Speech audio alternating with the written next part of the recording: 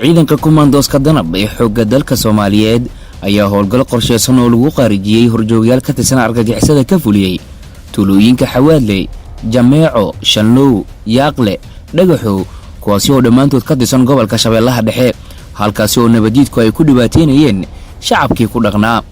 howlgalkan ayaa waxaa si gaar ah u fuliyay ururka 7aad, 4aad iyo sidoo kale hurinta gawaarida gaashaaman ee guutada 16aad ee ciidanka kumandoska danab. waxaana howlgalkan lagu dilay horjoogayaal ay ka mid yihiin madaxa jabhadda Xawaadley Dhagarqabe Maxamed Cabdullaahi, madaxa Zakawaadka Xawaadley Dhagarqabe Muuse Qoori, horjoogihii maxkamad beenaadka Al-Shabaab ee Xawaadley Dhagarqabe Abu Maxamed Xuseen oo magaciisu afgarashada kooxda uu ahaa Maxamed Soomaali, madaxa xisbada nabadiidka Al-Shabaab ee Xawaadley Dhagarqabe Cismaan Abu Coomow iyo sidoo kale madaxa farsamaynta qarxiyada ee Al-Shabaab Dhagarqabe Maxamuud Cali Qaasim Macalin Caato. tirada maleeshiyaadka lagu qaarijiyay howlgalkan ayaa lagu sheegay in ka badan 15 dhagarqabe waxaana ciidanku ay burburiyeen saldhigyo iyo sidoo kale maxkamad beenaadyo argagixisada ay ku dhibaateyn jireen dadka shacabka ah. taliyaha ururka 7aad guutada 16aad kumandoska xoogga dalka ee danab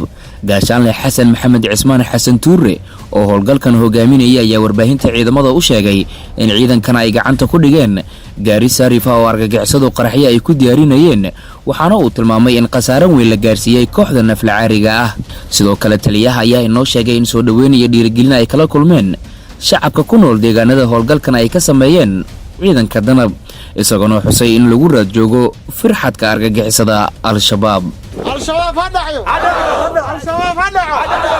Al-Shabaab hadhayo